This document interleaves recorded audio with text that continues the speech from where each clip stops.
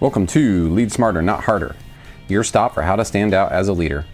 I'm your host, Jason Davis, and this week we talk about gratitude. Specifically, 3 ways that managers can show more gratitude for their employees, not just this week, but at any time throughout the year.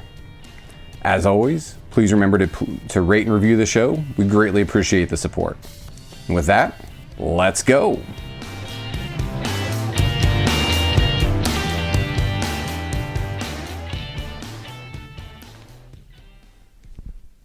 Okay, in this episode, since we're coming up on Thanksgiving here in the United States, I thought it'd be appropriate to talk about some ways that managers can show gratitude for their employees or for their team. So I put together 3 key elements or 3 key ways that I really feel like that managers can show gratitude.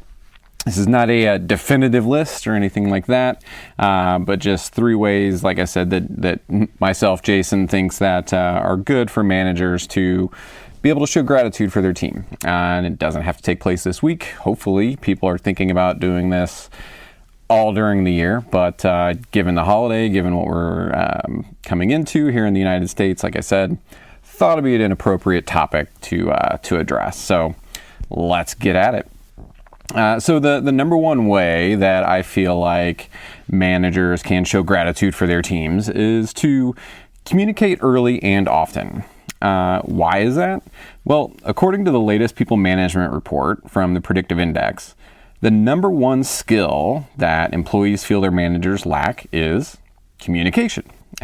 Communication actually shot up 4 spots on this list from the last time that the Predictive Index ran this survey. The last time it was ran, communication was the number 5 number 5 lacking skill that the Predictive Index had found from that survey. And in 2021, it shot up to number 1.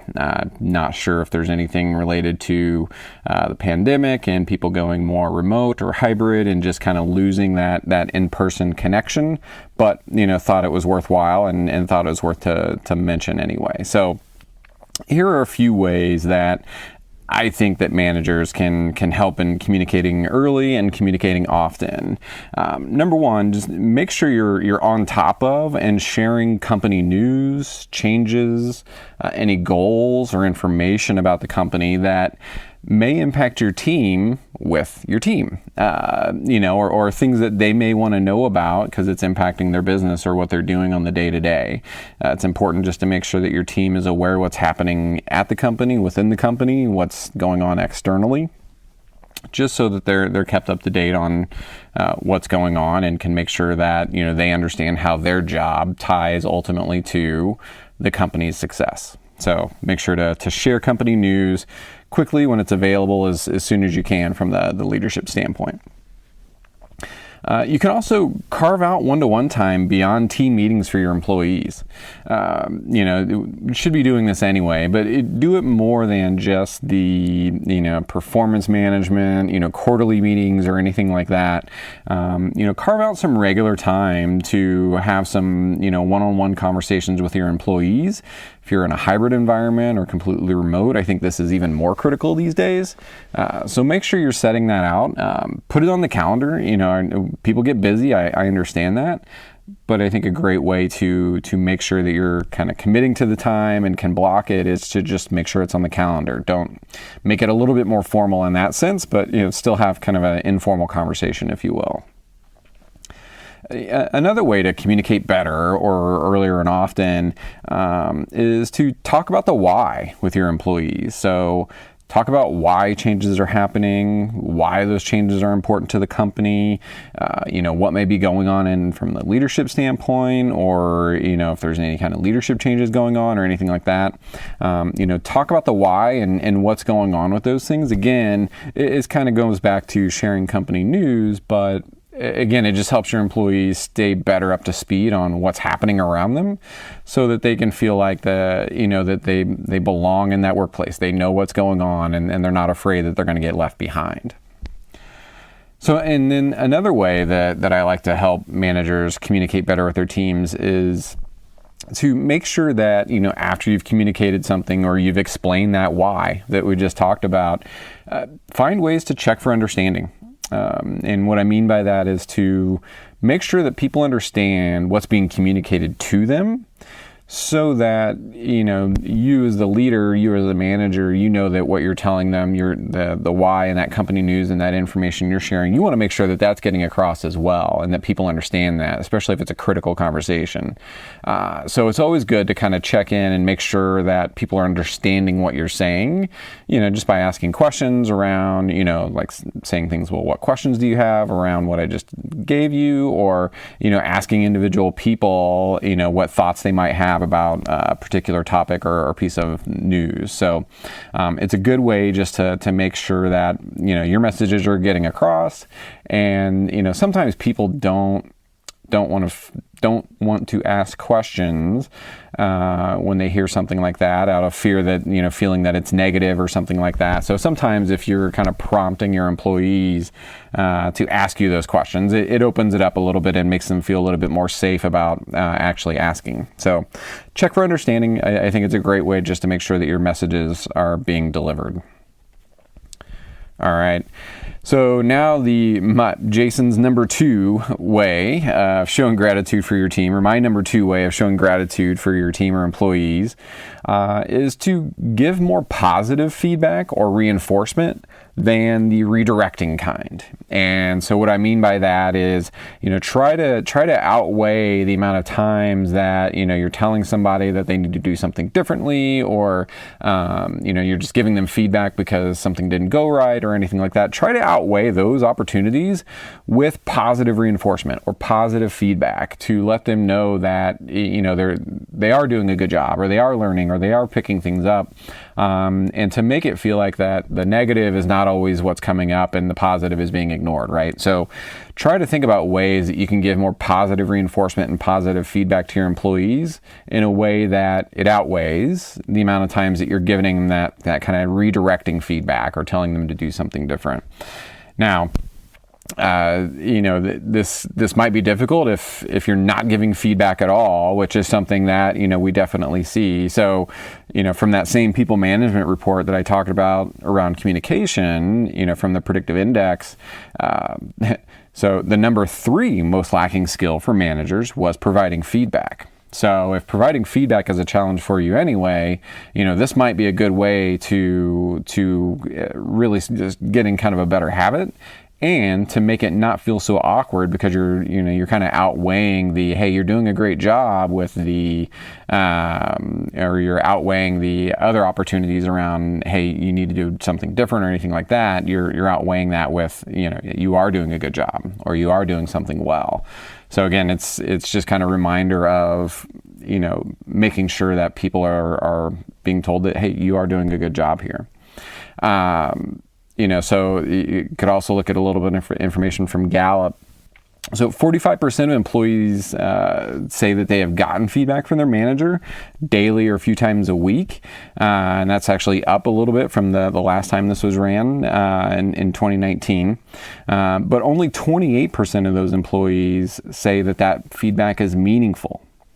Or what they're receiving is meaningful. So between these two things, the positive reinforcement, that positive feedback, letting people know, hey, you're doing a great job here, or here's what's going well.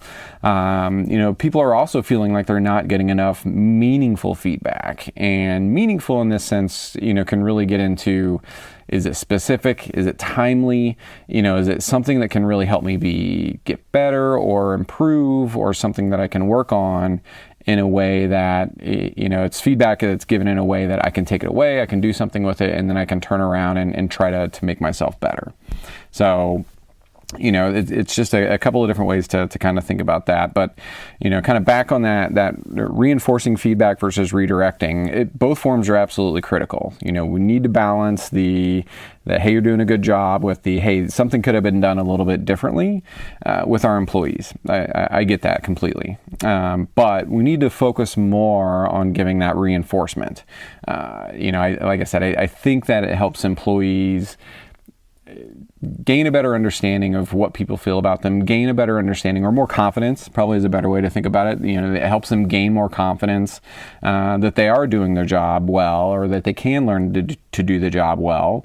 And it gives them more confidence to, take maybe some more risks or make different decisions within the role that might help them advance as well. So again, focus on giving more of that reinforcement feedback than the redirecting to create a positive experience. Both are critical, but it'd be nice to outweigh the reinforcement with the redirecting kind. All right. Now, the number 3 key way to show your team or employees gratitude during this time of year is to just be genuinely interested in your employees' success and growth. Give them your time to help them develop. Really as a manager, your time is one of the best gifts that you can give your employees, especially for those that are looking to grow, they're looking to do something else with their career or go beyond the current job. Why is that? Well, so from research from Forrester, actually, career development is by far the most commonly cited reason employees give for leaving their current company. 22% of employees listed as their primary reason for leaving, and that's actually above work-life balance, manager behavior, compensation, and a few other factors. So again, people are really craving, especially now, those career development opportunities. They're looking to see, hey, what is this next spot for me? What is the next job that I'm going to take on? And they need development opportunities to help them get there. Learning also drives engagement, employee engagement. So 44% of highly engaged organizations offer career growth opportunities to a very high degree, compared with only 15% of less engaged organizations. So again, that's from Forrester, but just again showing that career development, providing learning opportunities, providing people opportunities to better themselves makes them feel better about the work that they're doing, the company that they're doing it for, and they feel more engaged with the role or the job. So some key ways that I think managers can really get in the habit of doing this is to set time aside with each team member. Again, and we talked about this earlier in that one-to-one time, but in that one-to-one time, make sure you're talking about development. Talk about career development. Talk about what their next steps are. Talk about what the next role that they want to get into. And I would highly, highly recommend that, as the manager, as the leader, that you set out to make that time. You set out to block that time on the calendar, set it up, make it happen. A lot of people won't do that on their own. So don't wait for your employees to do that. You might have some self-starters that are going to do that, no questions asked. But you very well might also have people on your team that are just afraid to do that, or don't want to do that, or feel like they're taking up your time as their manager by talking about a career conversation. So take the initiative, set up the time with your employees, and have that conversation about career development.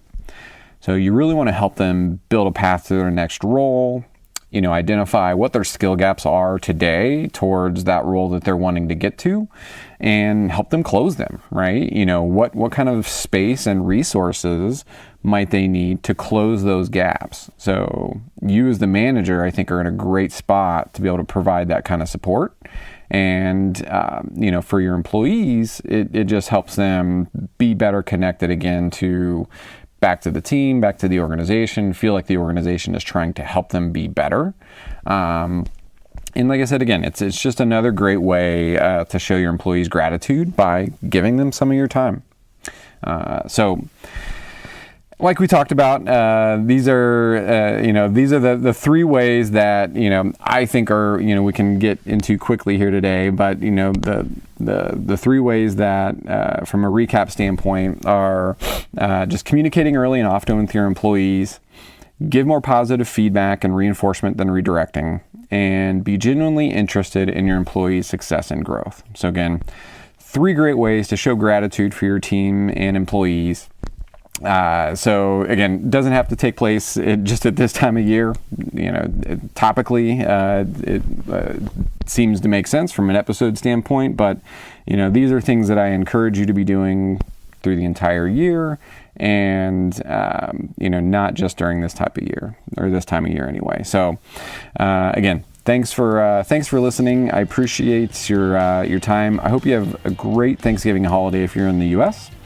If not, thank you again for listening. Have a great rest of the week. We'll see you again in a couple of weeks. Please remember to subscribe to Lead Harder, Not Smarter.